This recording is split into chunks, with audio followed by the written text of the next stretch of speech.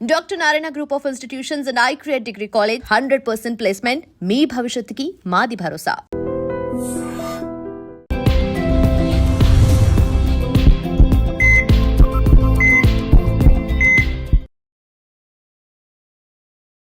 నమస్తే, welcome to healthy conversations with iDream media. నేను మీ Jhansi. So ఈరోజు మనతో ఉన్నారు జనరల్ ఫిజిషియన్ డాక్టర్ లక్ష్మి గారు.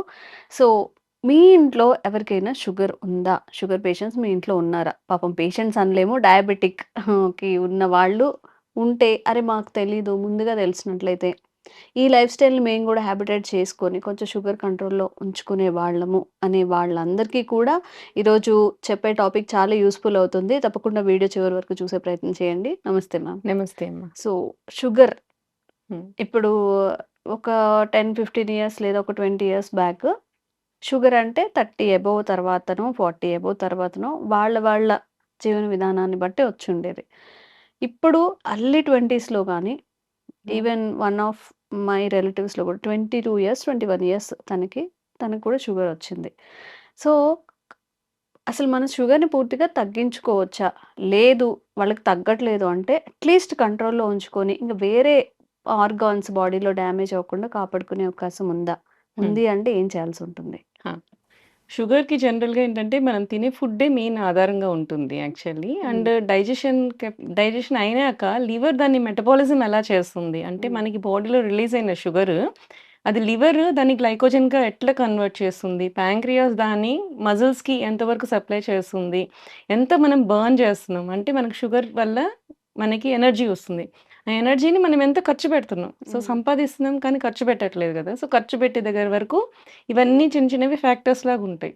సో ఇక్కడ ఆయుర్వేదిక్లో కొన్ని పర్టికులర్ ఫుడ్స్, ఆయిల్స్ ఇలా పర్టికులర్ కొన్ని చెప్పున్నారనమాట. యాజ్ పర్ ఆయుర్వేదం మనము ఏమేం చెయ్యొచ్చు వీటిల్ని కంట్రోల్ చేసుకోవడానికి అండ్ ఫర్దర్ మనకి ఏంటంటే లివర్ మీద కూడా ఎక్కువ ప్రెషర్ పడకుండా అంటే ఎక్కువ ఒత్తిడి రానియకుండా ఈ ప్యాంక్రియాస్ కూడా దాని సఫిషియంట్ వర్క్ చేసేలాగా అంటే మనకు కొంచెమే ఉన్నా సరే అంటే ఇన్సులిన్ క్వాంటిటీ మనకు కొంచెం తక్కువ రిలీజ్ అవుతున్నా సరే మన బాడీ దాన్ని సెట్ చేసుకునేలాగా అంటే మనం తినే ఫుడ్లోనే దానికి ఎక్కువ ప్రెషర్ రానియకుండా మనం చేసే ఏమైనా విధానాలు ఉన్నాయో అవి చూస్తున్నాం మనము.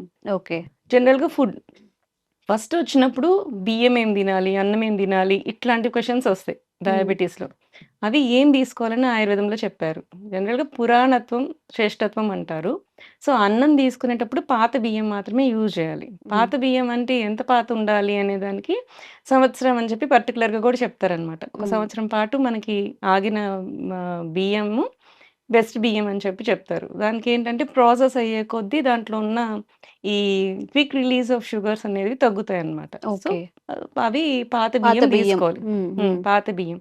ఇంకొకటి సెకండ్ థర్డ్ వచ్చినప్పుడు నెక్స్ట్ ఏం తీసుకోవచ్చు అంటే ఎవరు చెప్తారు అంటే బార్లీని కూడా అన్నం వండుకునేలాగా తినేవాళ్ళు పాతకాలంలో. అవి ఒకటి చేస్తారు. బట్ వాటిల్లో మన గ్లూటెన్ ఎక్కువ ఉంటుంది అనుకుంటారు కదా. గ్లూటెన్ ఇంటాలరెన్స్ ఉన్న వాళ్ళు మాత్రం కొంచెం అవాయిడ్ చేయొచ్చు. వాళ్ళు పాత బియ్యం యూజ్ చేసుకోవచ్చు. లేని వాళ్ళు దీన్ని ఒక ఫుడ్ తీసుకోవచ్చు. అంటే మనం 3 పూట్ల తినే అన్నంలో ఒకటి బార్లీ రైస్గా తీసుకోవచ్చు. మూడోది వీట్. ఇవి 3 మాత్రమే చెప్తారు జనరల్గా. వీట్ ఏంటి అంటే మనకి ఎర్ర గోధుమలు ఉంటే చాలా బెస్ట్.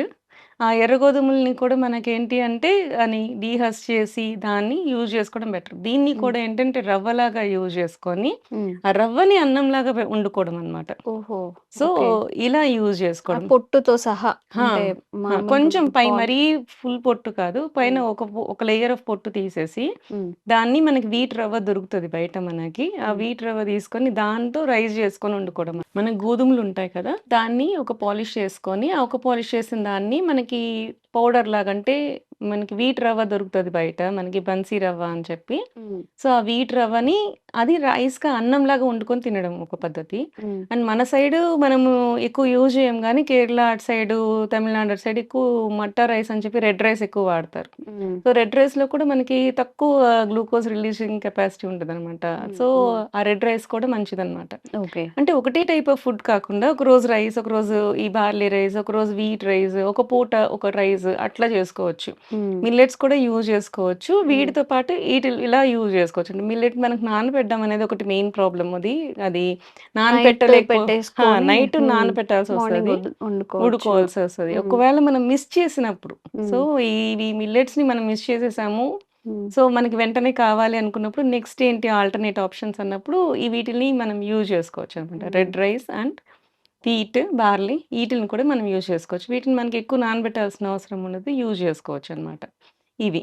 నెక్స్ట్ వచ్చినప్పుడు వెజిటబుల్స్ చూద్దాం. ఏం వెజిటబుల్స్ మనకి యాస్ పర్ ఆయుర్వేదంలో బెస్ట్ చెప్పారు అనేది. సో, తిక్త శాకం అని చెప్తారు జనరల్‌గా. తిక్త శాకం అంటే చేదుగా ఉన్నవి, కొంచెం చేదుగా ఉన్నవి చాలా బెస్ట్ అని చెప్తారనమాట యాస్ పర్ ఆయుర్వేదం. దీంట్లో పటోలా అంటే పొట్లకాయ. మనకు కాకరకాయ ఒకటే తెలుసు కానీ పొట్లకాయ కూడా చాలా మంచిది. పొట్లకాయ, కాకరకాయ, సొరకాయ, బీరకాయ ఈ టైప్ ఆఫ్ వాటరీ వెజిటబుల్స్‌ని మనము ఎక్కువగా యూజ్ చేస్తే ఫైబర్ అనేది ఉంటుంది, మంచిగా ఉంటుంది. వాటరీ వెజిటబుల్స్ కాబట్టి మనకి హై గ్లైసెమిక్ ఇండెక్స్ అనేది రాదనమాట. సో, ఇవన్నీ కూడా దాంట్లో ఇంట్రొడ్యూస్ చేసుకోవచ్చు. కూరలుగా యూజ్ చేసుకున్నప్పుడు ఇవి. ఇది కాకుండా ప్రసాతిక అంటారు. అంటే చిక్కుడుగాయ. చిక్కుడుగాయ కూడా బెస్ట్ అన్నమాట ఉన్న వాటిలో. ఇది యాస్ పర్ ఆయుర్వేదంలో చరక చికిత్స స్థానంలో క్లియర్‌గా చెప్తారు. ఓకే. ఇట్లాంటి కూరగాయలని మనకి యూజ్ చేసుకోమని. చిక్కుడుగాయ, చిక్కుడుకాయలు పొట్లకాయ, సొరకాయ, బీరకాయ, ఈ కాకరకాయ. ఈ టైప్ ఆఫ్ ఫుడ్స్ అన్నమాట. ఓకే. అండ్ జనరల్‌గా కొంతమంది నాన్ వెజ్ తింటారు. నాన్ వెజ్ తినేలాంటి వాళ్ళకి ఎలాంటివి తీసుకోవాలి అని చెప్తే శూలిని మాంసం అని పర్టిక్యులర్‌గా చెప్తారు ఆయుర్వేదంలో. శూలిని మాంసం అంటే శూలాలతో గుచ్చి మనం చేసేది. అంటే బార్బిక్యూ టైప్ అన్నమాట. ఓహో! అప్పట్లోనే బార్బిక్యూస్ చెప్పున్నారు. సో, దానికేంటి అంటే మనకవి గుచ్చి మనము అది నిప్పుల మీద కాల్చినప్పుడు దాంట్లో ఏంటంటే అది కుక్ చేసేటప్పుడు కానీ దాంట్లో ఉండే కేలరీస్ కానీ అవన్నీ ట్రాన్స్‌ఫార్మ్ అవుతాయన్నమాట. వెళ్ళిపోతాయి. సో, అవును. తగ్గుతది. మీకు ఆయిల్ కూడా మనకేంటంటే మనము చికెన్ ఫ్రైస్ అలా చేసుకున్నప్పుడు ఎక్కువ ఆయిల్ పడతది. బట్ ఇక్కడ మనం బార్బిక్యూ టైప్ ఆఫ్ చేసుకున్నప్పుడు మీకు ఆయిల్ చాలా తక్కువ పడుతుంది. అండ్ ప్రాపర్ కుక్ కూడా అవుతుంది. లోపల నుంచి మనం చిన్న మంట మీద ఉంటుంది కదా! బొగ్గులు ఎక్కువ హీట్ రాదు. సో, ఆ చిన్న హీట్ మీద అది ప్రాపర్‌గా కుక్ అయినప్పుడు అది ఈజీగా డైజెస్ట్ అవుతుంది. మీకు ప్రోటీన్ కూడా పర్ఫెక్ట్‌గా అందుతుంది. అండ్ మీకు బాడీ కూడా చాలా బావుంటుందనమాట. దీన్ని కూడా పర్టిక్యులర్‌గా శూలిని మాంసం అని చెప్పి ఆయుర్వేదంలో చరక చికిత్సలో క్లియర్‌గా చెప్పారనమాట. ఈ టైప్ ఆఫ్ ఫుడ్స్ తీసుకోవాల్సి ఉంటుంది అని చెప్పి. నెక్స్ట్ కూరగాయలు అయిపోయినాయి కదా! నెక్స్ట్ కమ్ టు ఆయిల్స్ అన్నమాట. ఆయిల్స్‌లో ఏ కైండ్ ఆఫ్ ఆయిల్స్ మనం తీసుకోవాలి. ఓకే. దీంట్లో కూడా పర్టిక్యులర్ 2 ఆయిల్స్ చెప్తారు. ప్రేమేహం తు అతసి సర్షప తైలం చ. సర్షప తైల యుక్తాని అని చెప్పి. అతసి తైలం అంటే flax seed oil. Okay. And సర్షప తైలం ఫ్లాక్స్ అంటే సీడ్ ఆయిల్ వంటలకి వాడుకోవచ్చా మ్యామ్? ఫ్లాక్స్ చెప్తాను. ఆ! Flax okay. Seed oil and సర్షప తైలం. సర్షప తైలం అంటే మనకి ఆవ నూనె. ఆవాలతో చేసే నూనె. ఈ ఆవాలతో చేసిన నూనె మనకి డీప్ ఫ్రైకి పనికిరాదు. అసలు ఆయుర్వేదంలో డీప్ ఫ్రైసే ఎక్కువ చెప్పరు.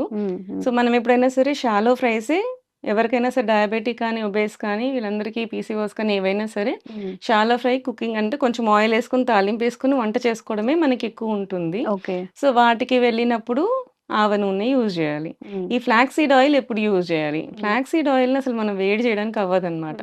జస్ట్ ఒక 2 నిమిషాలు ట్యాంపరింగ్ లాగా అంటే రసం, సాంబార్ చేసేసామనుకోండి. సాంబార్‌కి ముందుగా మనం తాలింపేసి కూరగాయలు వేస్తాం కదా! అలా కాకుండా కూరగాయలవన్నీ బాయిల్ చేసి సాంబార్ పెట్టేసుకొని లాస్ట్‌లో మనకి తాలింపేస్తాం కదా! అప్పుడు అలాంటి వాటికి కొంచెం ఫ్లాక్స్ సీడ్ ఆయిల్ యూజ్ చేసుకోవచ్చు. దానికి కొంచెం ఘాటు ఉంటుంది.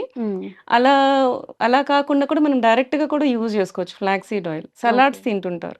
ఈ షుగర్ పేషెంట్స్‌కి జనరల్‌గా ఏంటంటే పొట్ట ఫుల్ అవ్వాలి అంటే ఆలివ్ ఆయిల్ ఏస్తూ ఉంటారు కదా! ఆలివ్ ఆయిల్ కంటే ఆలివ్ ఆయిల్ బదులు ఈ ఫ్లాక్స్ సీడ్ ఆయిల్ అంటే అతసీ తైలాన్ని గాని మనం యూజ్ చేస్తే దాంట్లో యాక్చువల్లీ టీలోమియర్స్ ఉంటాయన్నమాట. టీలోమియర్ అంటే ఏంటంటే మనకు జీన్స్ ఉంటాయి కదా! జీన్స్‌కి ఎండ్స్‌కి 2 క్యాప్స్ ఉంటాయన్నమాట. ఇట్లా క్రాస్ ఎక్స్ షేప్ జీన్స్ ఉంటాయని మనం చూస్తాం కదా! దాని కింద ఉండే క్యాప్స్‌ని టీలోమియర్ అంటారన్నమాట. వాటిల్ని రక్షించేది అంటే కొంచెం ఏజ్ వచ్చే కొద్దీ అవి ఊడిపోతూ ఉంటాయి. సో, ఊడిపోయే కొద్దీ మనకి ఏజింగ్ వస్తూ ఉంటుందన్నమాట. ఈ బైండింగ్ కెపాసిటీని మనం పెంచేది ఏంటి అంటే టీలోమియర్స్ అంటారు. సో, ఇవి ఎక్కువ ఉంటుంది ఫ్లాక్స్ సీడ్స్‌కి. అందుకే ఫ్లాక్స్ సీడ్స్ అంత ఇంపార్టెన్స్ ఉందన్నమాట.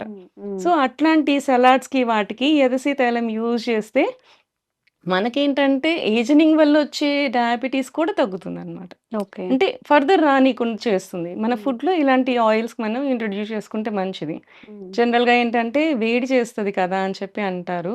ఈ ఆవ నూనె కూడా వేడి చేస్తది. ఇది కూడా వేడి ఉంటుంది. వేడి ఉంటేనే బాడీలో మెటబాలిజం ఎక్కువుంటుంది. హ్మ్. సో, కొంతమందికి ఎవరికైతే వేడి తత్వం ఉందో వాళ్ళు జనరల్‌గా ఇట్లాంటి ఆయిల్స్ యూజ్ చేసినా సరే మజ్జిగని మనము ఇంట్రొడ్యూస్ చేసుకున్నా, బార్లీ జావని ఇంట్రొడ్యూస్ చేసుకున్నా గానీ, అంటే హ్మ్. మధ్యలో అవి వాడుతూ ఉంటే, ఆ వేడి శాతం అనేది తగ్గుతుందనమాట. ఓకే. ఓకే. సో, ఇట్లా హ్మ్. మనకేంది అంటే, మన బాడీ తత్వాన్ని బట్టి ఒకవేళ మనకిది వాడుతుంటే ఈ ప్రాబ్లమ్స్ వస్తున్నాయి అనుకున్నప్పుడు, దాన్ని కాంపెన్సేట్ చేసుకుంటా పోవాలి అనమాట. ఓకే. ఓకే. నెక్స్ట్ వచ్చినప్పటికి ఎక్సర్‌సైజ్. హ్మ్. ఎక్సర్‌సైజ్ జనరల్‌గా ఏం అది చేస్తుంటారు? మాత్రం చెప్పొద్దంటారు మన వాళ్ళు. ఎక్సర్‌సైజ్ జనరల్‌గా అంటే హ్మ్. అందరికి ఈ మధ్య బాగా ఉంది. హ్మ్. స్మార్ట్ వాచ్ పెట్టుకొని మరీ చేస్తున్నారు. హ్మ్. ఇప్పుడసలు మనం చెప్పక్కర్లేదు కొంతమంది చేసేస్తున్నారు కూడా. హ్మ్. హ్మ్. సో, అట్లాంటి వాళ్ళకి ఏందంటే ఒక యాస్ పర్ ఆయుర్వేద ఏం చెప్తారు అంటే, ఒకటే రకం వ్యాయామము రోజు చేయొద్దు అని అంటారు. హ్మ్. జనరల్‌గా వ్యాయామ యోగై వివిధైః ప్రయోగైః అంటారు. హ్మ్. అంటే ఒక టైప్ ఆఫ్ వ్యాయామం అంటే రోజు వాకింగ్ చేస్తున్నారా? సో, కొన్ని రోజులు అయ్యేసరికి మీ బాడీ దానికి అలవాటు పడిపోతది. హ్మ్. సో, దాని తర్వాత ఎక్సెస్ క్యాలరీస్ ఏమి అంటే ఎక్కువ బర్న్ అవ్వదనమాట. ఓకే. సో, నెక్స్ట్ ఏంటంటే మనము వేరే టైప్ ఆఫ్ ఎక్సర్సైజ్ చేయాలి. అంటే స్క్వాటింగ్ అంటే గుంజులు తీయడము. హ్మ్. మనం వినాయక చవితికి ఫస్ట్ వినాయకుడి దగ్గరికెళ్తే ఫస్ట్ చేసేదే గుంజులు తీయడం. హ్మ్. అది చేస్తే సగం బాడీ పైనుంచి కింద వరకు సెట్ అయిపోతది. హ్మ్. అట్లా. సో, మార్చుకోవాలి. ఇంట్లో కూర్చొని యోగా చేసుకోవడం, ఎక్సర్సైజ్ చేసుకోవడము అట్లా.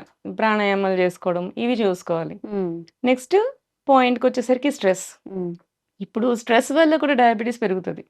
Stress leads to cortisol, cortisol leads to hormonal imbalances. Hmm. జనరల్‌గా అలా వచ్చినప్పుడు కూడా మనకు డయాబెటిస్ వస్తూ ఉంటుంది. సో, హ్మ్. ఇట్లాంటి స్ట్రెస్‌ని మనం కాంపెన్సేట్ చేసుకోవాలి అంటే ధ్యానం చేయడం, మెడిటేట్ చేయడం, ఉన్న అవర్స్‌లోనే ఈవినింగ్ మన టైం కుదుర్చుకొని మరి చేసుకోవడం అన్నమాట. ఇట్లాంటివి చేస్తూ మనము షుగర్‌ని కంప్లీట్‌గా కంట్రోల్‌లో పెట్టుకోవచ్చు. ఓకే. సో సో, మ్యామ్ జనరల్‌గా మనం ఎంత చేసినా గాని అంటే ఒక ప్రశాంతంగా బాడీ రిలాక్సేషన్ అవ్వడం ఇది కూడా ఇంపార్టెంటే కదా! అవును. సో, దానికి రిలేటెడ్‌గా ఏదైనా స్లీప్ ఉంటుందా? కూడా చాలా ఇంపార్టెంట్ అండి. హ్మ్. స్లీప్ కూడా సరిగ్గా లేకపోతే మళ్ళీ షుగర్ లెవెల్స్ కూడా డిఫరెన్స్ ఒస్తాయి. అవునా? అవును. హ్మ్. ఖచ్చితంగా ఒస్తాయి. జనరల్‌గా ఏంటంటే మనకి ప్రాపర్ స్లీప్ 8 అవర్స్ ఉండాలి. హ్మ్. సో, నాకు 8 అవర్స్ కుదరట్లేదు. హ్మ్. సో, నాకు 6 అవర్సే కుదురుతుంది అనుకున్న వాళ్ళకి జనరల్‌గా ఒక స్టడీ ఉందన్నమాట. Hmm. So, 1 hour of night sleep is equal to half an hour of morning sleep. హుహు. సో, ఇది ఒక స్టడీ. ఇది హ్మ్. చేసున్నారు. ఇది ప్రూవ్ అయింది. ఒకవేళ మనం నైట్ 6 అవర్సే పడుకోగలుగుతున్నాం. మనకు టైం లేదు అన్నప్పుడు, హ్మ్. అక్కడ 2 అవర్స్ మనం మిస్ చేస్తున్నాం. సో, హ్మ్. ఆ 2 అవర్స్‌కి బదులు 1 అవర్ ఆఫ్ మార్నింగ్ స్లీప్ అన్నమాట. హ్మ్. ఆఫ్టర్‌నూన్. హ్మ్. అది ఎప్పుడు పడుకోవాలి అది కూడా పర్టిక్యులర్‌గా చెప్పారు ఆయుర్వేదంలో. ఎప్పుడు పడుకోవాలి అంటే భోజనానికి ముందు పడుకోవాలి. హ్మ్. మీకు మధ్యాహ్నం నిద్రొస్తది. రోజు మీకు నిద్రపోయే అలవాటుంది అనుకోండి. మధ్యాహ్నం పూట అన్నం తినక ముందే ఒకసారి పడుకోండి. అది రివర్స్ చేస్తారు మన వాళ్ళు. రివర్స్ చేస్తాం కొంచెం మనం. మంచిగా తినేసాక ఆ! కాసేపు పడుకుంటాం. పడుకుందాము అదే. అనుకుంటారు. జనరల్‌గా హ్మ్. మనం ఏదైనా ఇంట్లో ఉండేవాళ్ళైతే హెక్టిక్ వర్క్ అయిపోయినప్పుడు ఒక హ్మ్.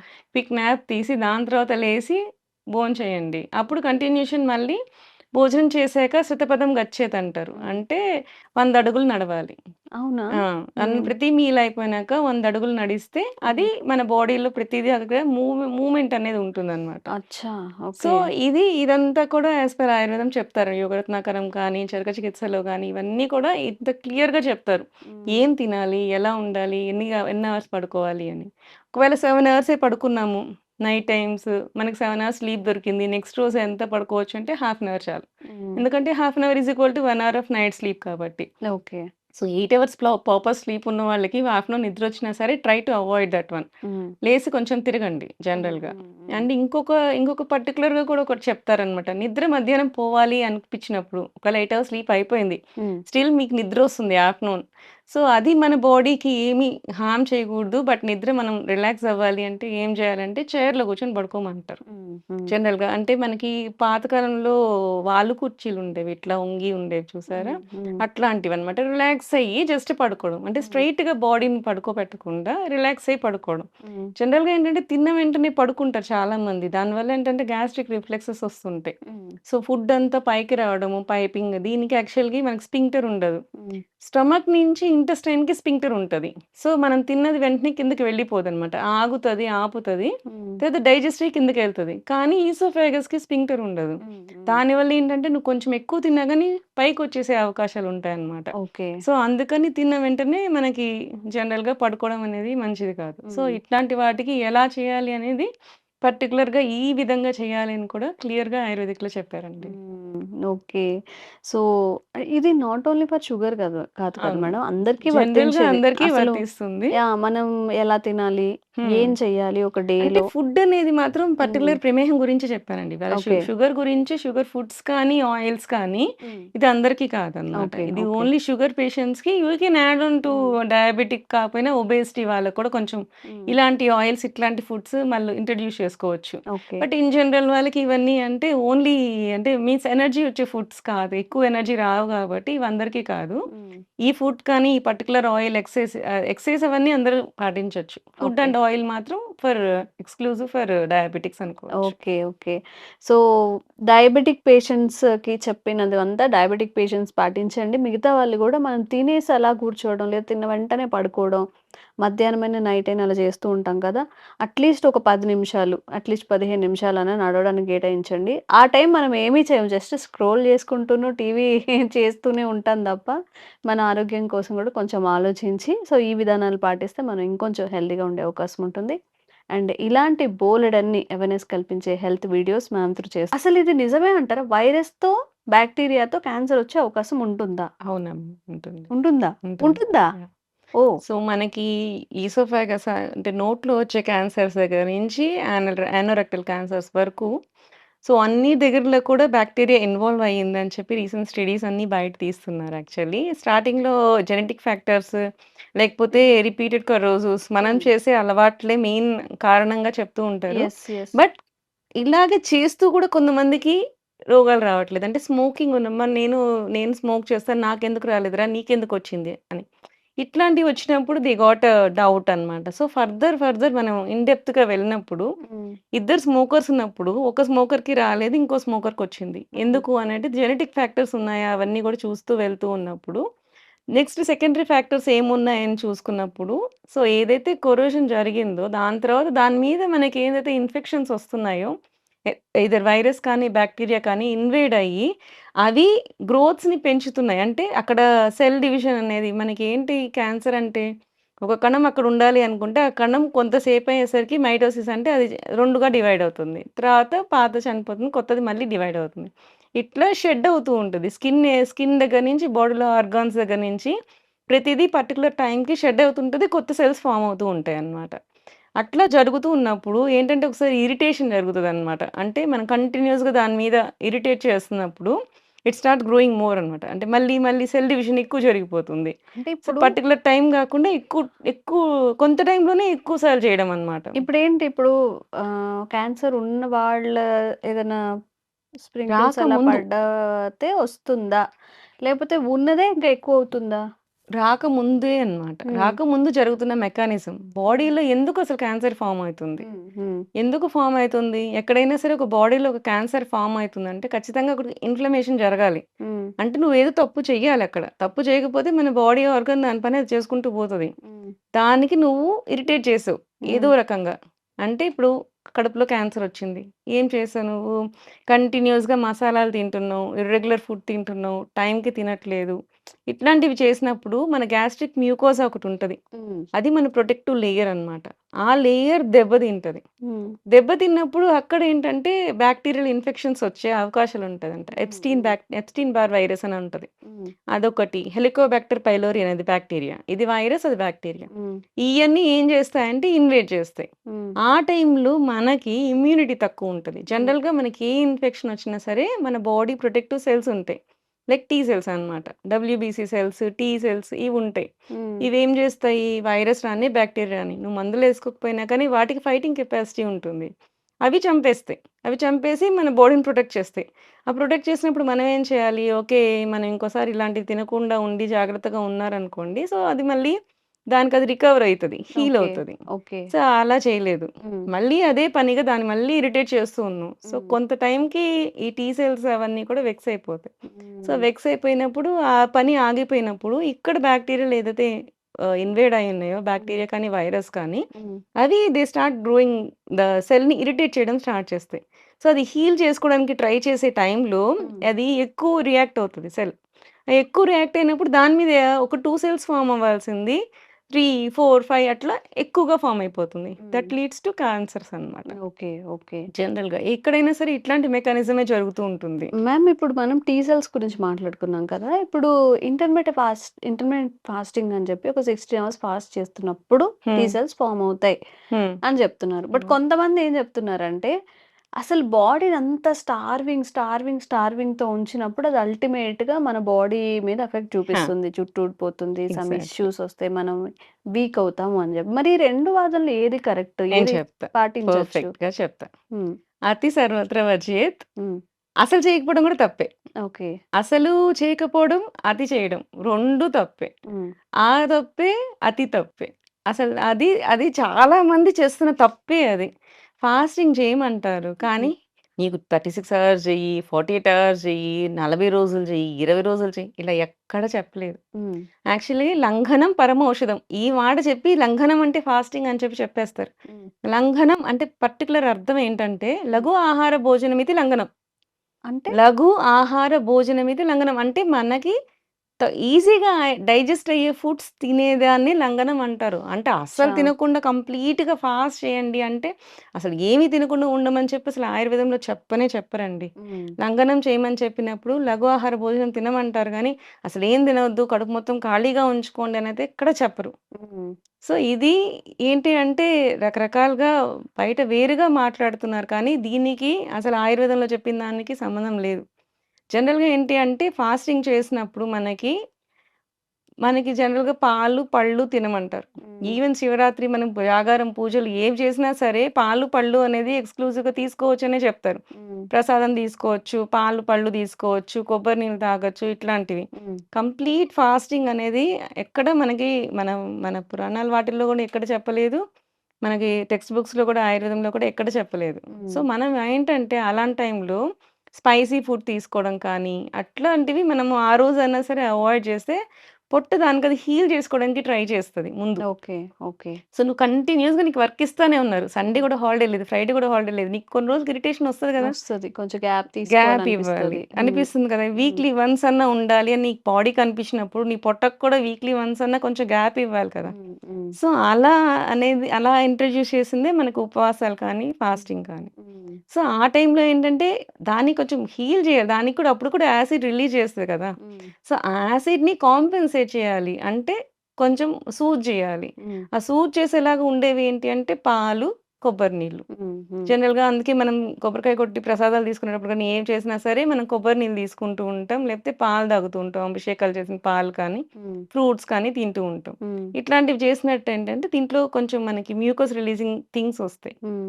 సో, మనకేంటంటే సూదనవుతది జనరల్‌గా పొట్ట అనేది. ఇప్పుడు బనానాస్ తింటుంటాం హ్మ్. జనరల్‌గా. హ్మ్. బనానా కూడా ఏంటంటే లేయర్ ఫార్మ్ అయితది. స్మూతనింగ్ అవుతదనమాట. ఓకే.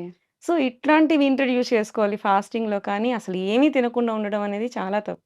హ్మ్. ఇంటర్మిటెంట్ ఫాస్టింగ్ అని చెప్తున్నారు కదా! హ్మ్. ఇంటర్మిటెంట్ ఫాస్టింగ్ అంటే మధ్యలో గ్యాప్ ఎక్కువ తీసుకోండి. కానీ 2 మీల్ తీసుకోండి. హ్మ్. 2 మీల్ తీసుకునే దాంట్లో కూడా ఫుల్ మీల్ తీసుకోండి. హ్మ్. అంటే అన్నీ ఉండేలాగా చూసుకొని ఫుల్ మీల్ తీసుకోండి. ఓకే. ఇట్లనే చెప్తారు మన హ్మ్. వాళ్ళు కానీ, హ్మ్. అసలు ఏమీ తినకుండా ఉండొద్దు. ఈరోజు తినది నెక్స్ట్ రోజు పొద్దునకి అసలు ఎంగిలి కూడా తినొద్దు అని కూడా ఈవెన్ హ్మ్. కొన్ని పండగల్లో మార్నింగ్ అంతా ఫాస్ట్ చేసి నైట్ తింటారు. హ్మ్. అస్సలు ఏమీ తినకూడదు అని చెప్పి ఏ దగ్గర లేదు. హ్మ్. ఎక్కడా లేదు. హ్మ్. హ్మ్. ఇది కొత్తగా ఇంట్రొడ్యూస్ చేసుకొని చెప్పుకున్నది. ఓకే. ఓకే. అండ్ ఇది మనకి హ్మ్. ఇప్పుడు వైరసెస్, బాక్టీరియాస్ గురించి మాట్లాడుకుంటున్నాం యెస్. కదా! యెస్. సో, మనకి పొట్ట దగ్గర నుంచి కింద వరకు వచ్చే క్యాన్సర్స్‌లో ఏ ఏ వైరస్, ఏ ఏ బాక్టీరియాస్ ఇన్వాల్వ్ అయ్యాయో మనం చూసుకుందాం. హ్మ్. జనరల్‌గా నోటి క్యాన్సర్స్ వస్తూ ఉంటాయి కొంతమందికి. హ్మ్. ఓరల్ క్యాన్సర్స్, టంగ్ క్యాన్సర్స్ ఇట్లాంటివి ఓరల్ క్యాన్సర్స్ అవన్నీ వస్తూ ఉంటాయి. హ్మ్. ఇవి ఏంటి అంటే మనకి హెచ్‌పివి వైరసెస్ వస్తూ ఉంటాయి. ఈ మధ్య హెచ్‌పివి కూడా వ్యాక్సిన్స్ వచ్చినాయి. సర్వైకల్ క్యాన్సర్, హ్యూమన్ హ్మ్. పాపిల్లోమా వైరసెస్ ఉంటాయి కదా! హ్మ్. హ్మ్. పాపిల్లోమాస్ అంటే ఎక్సెసివ్ గ్రోత్స్ అనమాట. ఇలా పొడుగు పొడుగ్గా ఫార్మ్ అయితాయి. పాపిల్లోమాస్ అనమాట. హ్మ్. హ్మ్. స్క్వామస్ చూడ్డానికి స్కిన్ లాగే ఉంటుంది. బట్ ఎక్సెస్ ఫార్మ్ అయితాయి. అంటే టంగ్ ఉందనుకోండి, టంగ్ లాగే కలర్ అలానే ఉంటది మ్యూకస్ టైప్‌లోనే. బట్ బుడిపెలు ఎక్కువ వస్తూ ఉంటాయి. దాన్ని ఓకే. పాపిల్లోమాస్ అంటారనమాట. హ్మ్. ఇట్లాంటివి సర్విక్స్‌లో కానీ, ఓరల్‌లో కానీ ఇట్లా రావడం. హ్మ్. వీటికి జనరల్‌గా ఇప్పుడు రీసెంట్‌గా వస్తున్న క్యాన్సర్స్ అన్నీ చాలా వరకు అబ్జర్వ్ చేసిందేంటంటే, ఈ వైరస్ ఒకటి కారణం అన్నప్పుడు, ఈ వైరస్‌తో పాటు సెక్షువల్ ట్రాన్స్‌మిషన్స్ కూడా మెయిన్ కారణం. హ్మ్. ఈ ఓరల్ సెక్స్ చేసేవాళ్ళు వీళ్ళకి కూడా ఎక్కువ ఇలాంటి క్యాన్సర్స్ వచ్చే అవకాశాలుంటాయన్నమాట. ఓకే. సో, ఈ హెచ్‌పీవీ వైరస్ కూడా ఇప్పుడు వ్యాక్సిన్స్ వచ్చున్నాయి. సో, ఇట్లాంటి వ్యాక్సిన్స్ అనేది మనం యూజ్ జేసుకోవాలి. హ్మ్. నెక్స్ట్ వచ్చినప్పుడు అక్కడ హెచ్‌పీవీ వైరస్ ఉంది కదా! వైరస్ కూడా లీడ్స్ టు క్యాన్సర్ అన్నమాట అక్కడ. Oh! Oh! So, next comes to stomach. Hmm. Stomach క్యాన్సర్స్‌కి ఎప్స్టీన్ బార్ వైరస్ అనేదొకటి. ఇంకొకటి హెలికోబాక్టర్ పైలోరీ అనేది. ఈ హ్మ్. హెలికోబాక్టర్ పైలోరీ అనేదేంటంటే మనకి అల్సర్స్ ఫార్మ్ జేస్తది. హుహు. సో, ఈ స్టమక్ అల్సర్స్ వస్తుంటాయి. గ్యాస్ట్రిక్ అల్సర్, పెప్టిక్ అల్సర్ ఇట్లాంటివి వస్తున్నాయని చెప్పి అంటారు కదా! హ్మ్. జనరల్‌గా బయట ఎక్కువ ఫుడ్ తీసుకునే వాళ్ళు అంత హైజీనిక్‌గా ఉండదు. అండ్ హ్మ్. ఆరిపోతుంది. అందుకే వేడి వేడిగా అన్నం తినాలి అంటారు. హ్మ్. సో, వేడిగా అన్నం తిన్నప్పుడు ఏంటంటే, ఆ హీట్‌కి జనరల్‌గా వైరస్, బ్యాక్టీరియాలో ఉన్న కిల్ అయిపోతుంది. మనం ఎప్పుడైతే చల్లారిపోయిన ఫుడ్ కానీ, స్టేల్ ఫుడ్ కానీ తీసుకున్నప్పుడు హ్మ్. తొందరగా వాటి మీద బ్యాక్టీరియా కానీ, వైరస్ కానీ వచ్చే ఓకే. అవకాశాలుంటాయి. ఉంటాయి. హ్మ్. అందుకని మన పెద్దవాళ్ళు ఎప్పుడు చూసినా వేడి వేడిగానే అన్నం తినండి అని చెప్పి చెప్తూ ఉంటారు. హ్మ్. సో, హ్మ్. ఇలాంటి టైంలో మనకొచ్చే ఇన్ఫెక్షన్స్ ఏంటంటే హెలికోబాక్టర్ హ్మ్. బైలోరీ అని చెప్పి ఇవి. హ్మ్. ఇది స్టమక్ క్యాన్సర్స్‌ని కలిగించే అవకాశాలుంటాయన్నమాట. హ్మ్. హ్మ్. ఈ నెక్స్ట్‌కొచ్చినప్పుడు ఈ మధ్య మనం చిరంజీవి గారికి కొలోరెక్టల్ క్యాన్సర్స్ వచ్చినియి అని చెప్పి ఆయన చెప్పుకున్నారు హ్మ్. చూసాం హ్మ్. కదా! యెస్. యెస్. జనరల్‌గా ఈ కొలోరెక్టల్ క్యాన్సర్‌కి కూడా కొన్ని బాక్టీరియాస్ ఉంటాయన్నమాట. హ్మ్. ఫ్యూసిబేరం అని చెప్పి ఒక బాక్టీరియా ఉంటది. హ్మ్. సో, ఈ యొక్క ఇన్ఫెక్షన్స్ వల్ల కూడా కొలోరెక్టల్ క్యాన్సర్స్ వస్తాయన్నమాట. ఇవి హ్మ్. కూడా పాపిల్లోమాస్ లాగా ఫార్మ్ అయితాయి. బుడిపెలు వస్తుంటాయి కోలన్‌లో అన్నమాట. హ్మ్. సో, ఇవి ఈ క్యాన్సర్స్ దీనివల్ల వస్తాయి. Next liver cancer. హ్మ్. లివర్ క్యాన్సర్‌కొచ్చినప్పుడు హెపటైటిస్ వైరస్, హ్మ్. హెపటైటిస్ బి, సి ఇవి 2 బి, సి అనేవి మనకిక్కడ ఇండియాలో ఎక్కువ ప్రామినెంట్‌గా ఉన్నాయి. ఏ, డి కూడా ఉంటుంది. హ్మ్. A, B, C, D 4 varieties of hepatitis ఉంటుంది. ఓకే. మనకి బికి వ్యాక్సిన్ వచ్చింది. సికి ఇప్పుడిప్పుడు కనుక్కుంటున్నారు హ్మ్. వ్యాక్సిన్స్ అనేది. హ్మ్. సో, ఇవి ముందే మనం వ్యాక్సినేషన్ చేయించుకుంటే వచ్చే అవకాశాలు తగ్గుతాయి. అండ్ హ్మ్. ఒకవేళ వచ్చినా కానీ మనకి వీటి వల్ల కూడా మనకేంటంటే ముందు మనకి క్రానిక్ ఈ సిరోసిస్ అనేది ఫార్మ్ అయితది లివర్‌లో హ్మ్. ఈ హ్మ్. బాక్టీరియా వచ్చినాక. హ్మ్. అప్పుడు కూడా మనం సరిగ్గా మెడిసిన్స్ వాడకుండా హీల్ చేసుకోకుండా వదిలినప్పుడు then it turns to hepatocellular carcinoma అంటారనమాట. ఓకే. సో, లివర్ క్యాన్సర్‌గా మారే అవకాశాలుంటాయి. హ్మ్. ఇవి కాకుండా లంగ్స్‌కి కూడా జనరల్‌గా మనం స్మోకింగ్ చేస్తూ ఉంటాము. బట్ హ్మ్. యాక్చువల్లీ దానికి కూడా మనం ల్యాబ్స్ తీసుకుంటా, కరెక్ట్‌గా ఫుడ్ తీసుకుంటా ఉంటే దేనికది క్లియర్ ఔట్ చేసుకోవడానికి ట్రై చేస్తది. హ్మ్. అలా కాకుండా దానికి ఎక్సెస్‌గా తీసేసుకోవడము హ్మ్. అండ్ ఆహ్,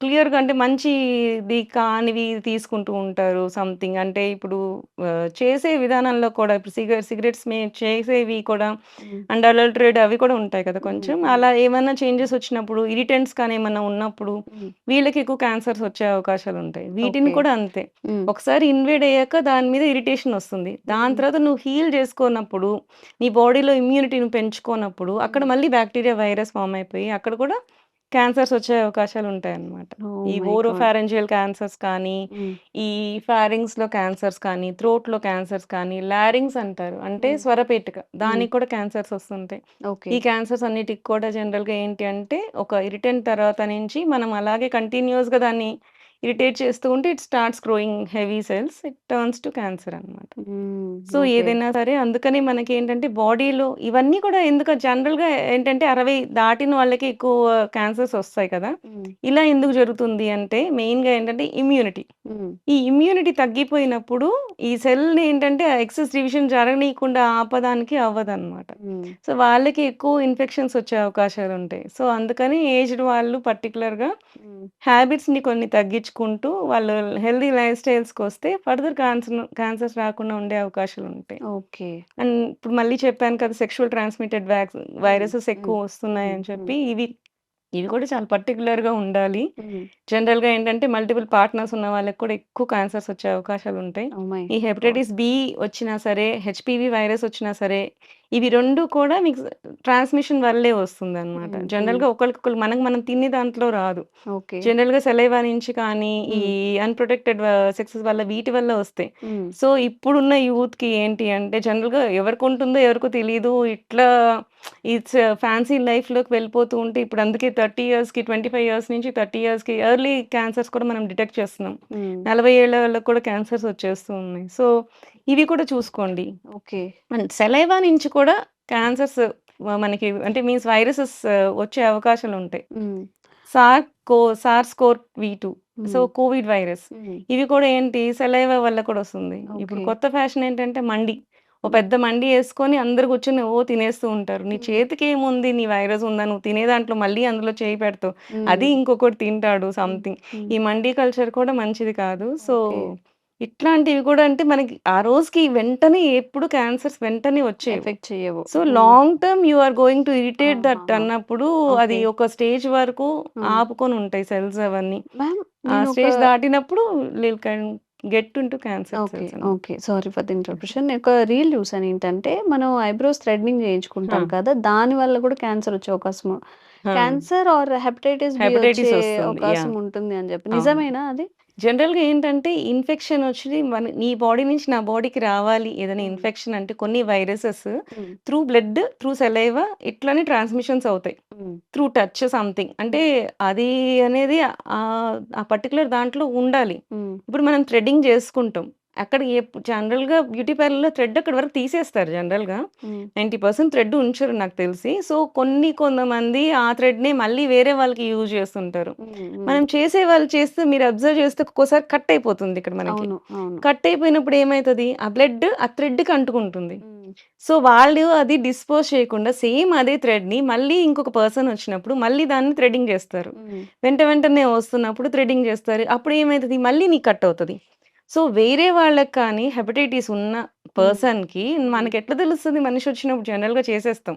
చేసేసినప్పుడు అక్కడ ఆ బ్లడ్ కానీ దానికి అంటుకొనుండి సేమ్ అదే థ్రెడ్‌ని హ్మ్. మనకి మళ్ళీ థ్రెడ్డింగ్ చేసినప్పుడు మనకి కూడా మళ్ళీ కట్టొస్తే ఈ బ్లడ్‌లో ఉన్న వైరస్ అందులోకి ట్రాన్స్‌మిట్ అయ్యే అవకాశాలుంటాయి. హ్మ్. హ్మ్. సో, అలా వచ్చినప్పుడు మనకి క్యాన్సర్స్ వచ్చే అంటే మీన్స్ హెపటైటిస్ వచ్చే అవకాశం ఉంటుందన్నమాట. Okay. So, okay. This is a particular case. So, హ్మ్. మీరెప్పుడైనా సరే థ్రెడ్డింగ్ అలా చేసుకున్నప్పుడు హ్మ్. పర్టిక్యులర్‌గా కొంతవరకు ముందు థ్రెడ్ తీసేసేయండి. కొంత కట్ చేయండి. ఫ్రెష్ థ్రెడ్ నుంచి స్టార్ట్ చేయండి హ్మ్. అని చెప్పి మీరే ఒక half meter thread or 1 meter thread మీరే దగ్గరుండి తీయించేసుకొని నెక్స్ట్ నుంచి స్టార్ట్ చేసుకోండి. ఇట్లాంటి అవకాశాలు రాకుండా ఉంటాయి. Okay. Okay. So, complete information మేము కూడా అందించామనుకుంటున్నాము. ఇంకా మీకేదైనా డౌట్స్ ఉంటే కామెంట్ చేయండి. తప్పకుండా క్లారిఫికేషన్ ఇచ్చే ప్రయత్నం చేస్తాము. అండ్ ఈ వీడియో ఎవరికైతే యూజ్‌ఫుల్ అవుతుంది అనుకుంటున్నారో వాళ్ళకి తప్పకుండా ఫార్వర్డ్ చేయండి. Thank you so much ma'am. Thank you.